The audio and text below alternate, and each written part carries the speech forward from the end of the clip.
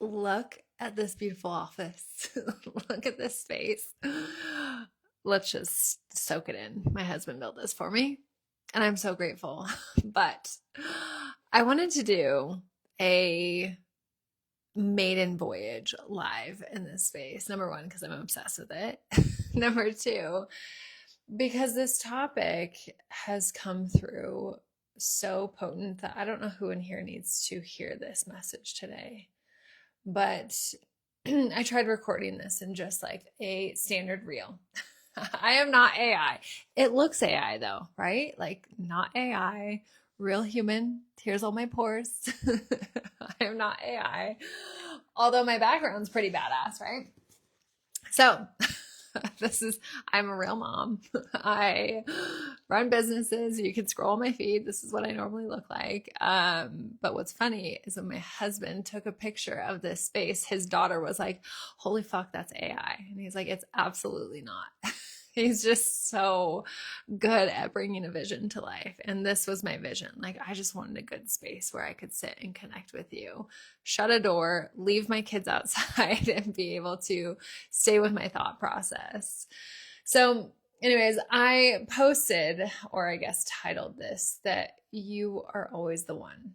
You are always the one. And I feel like what's coming through in so much of my coaching, so many of my spaces is the fact that you are your voice, your message, your story, your experience, your embodiment, your testimony is exactly what your clients are hoping for, wishing for, needing. So I want to bring this conversation in because why is it that it feels like such an easy concept, right? You're the one. So just jump online and share your story and share your experience, share what you've walked through. I know you've walked through some shit, and that's why you actually want to turn around and help other people to navigate the same edge. But why is it that you don't? Why is it that you shut down? Why is it that the minute you put up the camera, you're like, I don't know what to fucking say, Key? Why is it that when somebody comes into your DMs and says, hey, how do I work with you? You all of a sudden choke and you're like, I don't know. Is my pricing too high? Is it too low? Is it too much? Is this what they need? Like, why are you making it weird? Can we talk about the revitalization of you being an actual human on the internet and remembering who the fuck you are? Now, this is for the human who's felt like you've been almost stuck, like in an energetic fog for the last 6 months, the last year. You've gotten very distracted with what everyone else is doing. It's so easy to mindlessly scroll on this app and to think that I'm just going to get inspiration. I used to jokingly call it like I'm getting market research. I'm just seeing what my peers are doing or what my coaches are doing. But what I didn't realize is every single time I would scroll on this app, it would be siphoning away my inner confidence, who I was, my voice, my articulation. Do you know how much it fucking sucks when you come on this app and you have an idea and all of a sudden you see a peer or a mentor talk about the same thing? And all of a sudden you're like, never mind. They're already talking about it. That's so annoying. I know that this is what you walk through. And so I just want to be the reminder in your life that number one, nobody has the articulation of your experience the way that you can articulate it. Nobody has the context of what you have walked through to get to the place you're at today. If you are jumping on this app and you are talking about different aspects of your coaching, different aspects of your offer, different aspects of your life, but you are not giving context as to like, why are you talking about this? Why are you teaching this? Why is this important to you? If I don't feel that confidence and that conviction behind your content, I'm scrolling on. And so I want to amplify that, like, you don't need me. You don't need any other fucking coach on the internet to tell you how to be you. The irony here is you actually just get to be you amplified to your audience, to the people who are literally sitting as a follower in your audience waiting for you to open your damn mouth. But you're overthinking it. You're hyper analyzing it to the point of paralysis where you're like, I I don't know what to say. Yes, you do. Your life is content, my sweet friend.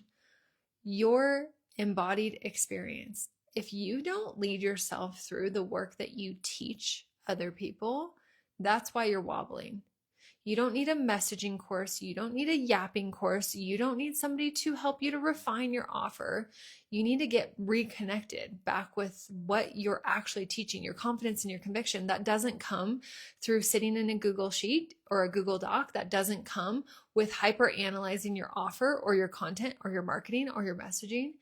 It comes from being a living, breathing embodiment of what it is that you are talking about. You talk about mindset and manifestation, but you don't actually sit in a committee session or in any type of meditation. You don't connect in with God. You're fucking spiraling in your ego all day long. Of course it's hard. Of course you don't know what to say. I had a crash out moment with my husband probably, 6 months ago, where I was like, content is the easiest fucking thing when you are living, breathing embodiment of what you are teaching. You can't jump on this app and say, oh my gosh, I'm a health coach. I help women to lose weight and to feel great in their body. But behind the scenes, you're wearing baggy clothes.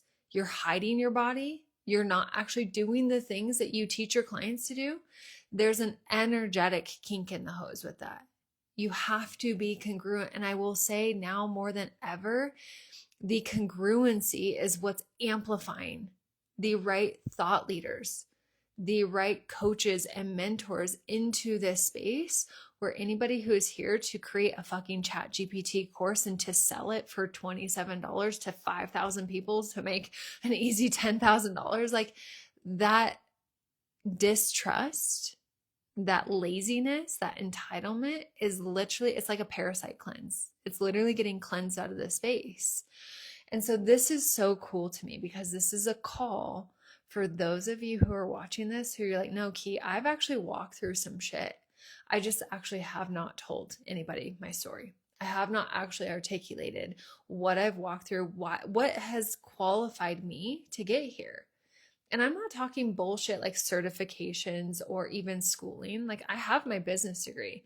Do you know how I've learned to build multiple $1 million businesses? From doing it, from showing up, from posting content, from building it brick by brick, from building the fucking airplane as I'm flying. For sure was not referring back to my college degree of like, what did I learn in macroeconomics during this time? No, I learned while building the plane. And this is where the avoidance that is happening is wild, how much your ego will fucking weaponize your past against your future. But Key, this one time this person said something about my content and like, I didn't like that. I made that mean something about me. They challenged my belief and I wasn't solid enough. And so I wobbled. And I felt like I got in this argument and I felt like I had to defend myself. And so I don't want to experience that again. So I learned that vulnerability means being misunderstood. So I fucking shut down. One moment, one troll, one experience is literally controlling you. That's where we're at. One micro experience with your parents. Like how many humans, grown adults, are walking around as wounded children because mom or dad didn't give you the validation, the significance, the love that you need? It doesn't, I'm not discounting the hurt or the pain of that. What I am saying is you are now an adult and you get to recapitulate that energy, that stuck energy of, I was never enough for mom. Great. Let's go in and let's see the world from your mom's eyes. I guarantee you she was probably a walking ego. I guarantee you she was probably miserable in her own life. So like felt left behind, felt stuck in lack, like she was walking in her ego. And so of course she's projecting her fear onto you as a child because it's the only thing she knew how to do to try to keep you safe from feeling the same way that she was feeling. This is where when you create these stories, especially as a child, and you carry them with you your whole fucking life, it becomes your identity. And now you see the world through that lens. Well, I didn't get my degree the way my mom wanted me to, and so I will never be successful. So I shared this inside of my Activate coaching space today, and I think it's so important for you to pay attention to in your life too. There are two questions that I ask myself every single fucking time any type of ego flare comes up. Number one is, but is that actually true? Is that actually true? Is it actually true that because of a launch flopping, that it means that I'm not good at this? Well, no, because I've had multi six-figure launches. No, because I've literally scaled businesses to multi-millions. No, because the only way you're going to learn if something's going to work is by doing it and seeing the data, seeing the feedback. No, because the data is just that. It's just data. It actually means nothing about me as a human. So when we start to ask ourselves deeper questions, we actually start to activate your frontal lobe. You know, the decision-making lobe, the logical lobe, instead of the emotional brain. And when your emotions are high, when you're fucking stressed, when you're feeling not enough, unworthy, unloved, not safe, when emotions are high, intelligence is on the fucking floor. So it's really hard when you are stressed out, when you are feeling behind, when you're feeling not enough, it's really fucking hard to say, well, I'm going to see this from the higher perspective. So this is the question that I ask myself to activate my frontal lobe again, to say, okay, I'm going to get back into critical thinking. I'm going to get back into my creator energy. And I'm going to look at this through, is this actually true? I know my ego is trying to make this mean something about me as a human. I'm not available for that. And to get to this point, it takes repetition, emotional intelligence, self-awareness, like to get to this point where you can tell that your ego is trying to make something mean something about you that will fucking sabotage you. There's a breaking point. There's a pause that happens for me. And so I pause and I ask myself, okay, but is this actually true? And 99.9% of the time, the answer is no. It's not actually true. So then I follow that up with, okay, if that's not true, then what do I want to believe is true? What do you want to believe is true? Well, I want to believe that, maybe I didn't take enough time to nurture my audience with this. Maybe they just don't understand the intention behind this. Maybe the energy that I was in behind this launch wasn't the cleanest energy. Maybe I was a little bit in lack and need instead of service and giving, right? Maybe it means that I need a little bit more time to create this beautiful launch, to calibrate my audience, right? Like, what do I want to believe is true? Well, I also know women on the internet that do $1 million in a day. Oh my God, that's cool. I'm available for that. Okay. So now we start to pull the thread forward of like, what do you want? What do you want to believe? You are a fucking creator. Like, I don't know who needs to be reminded of this. You are the creator of your life. But if you're constantly spiraling downwards in your ego, this isn't enough. I'm not enough. I can't do this. I don't know how they do this. Of course, this doesn't work. If you're spiraling all the time, you can't create abundance and overflow from a lackful mindset, period. So let's bridge the gap. Ask yourself if it is true, which what that does energetically is it gets you into a neutral energy. Fuck. No, it's not actually true. Now that you're in neutral, now we can get you going up the emotional scale, which is saying like, well, what do I want to believe is true? Okay. If I'm playing the game of life, if I'm the fucking one writing the script and experiencing it, this is what I want to believe is true. Yeah, this feels good. This feels fun. This feels playful. Now all of a sudden, guess what happens to your frequency? You skyrocket again. And more importantly, you've regulated your own fucking body. More importantly, you've detached from whatever projection could possibly come in. Oh, you're the girl with the launch that's flopped? Yeah, I'm the one who's also launched 30 different things. Isn't that fucking cool? Pure deflection, pure detachment. Like, this is the emotional intelligence that you get to live your life in. It gives you fucking autonomy. It gives you freedom. It allows you to stop making these stories about your past, about any possible, like, I launched a business and it failed. Who fucking cares? You launched a business and you did something that 99% of the population would never fucking do. You should celebrate yourself. Like, fuck yes, you tried it. Absolutely. Is there wisdom there? Yeah, let's extract that wisdom. Okay, let's bring this into the next thing. Every single entrepreneur who has found success has failed their way forward. It's part of the process.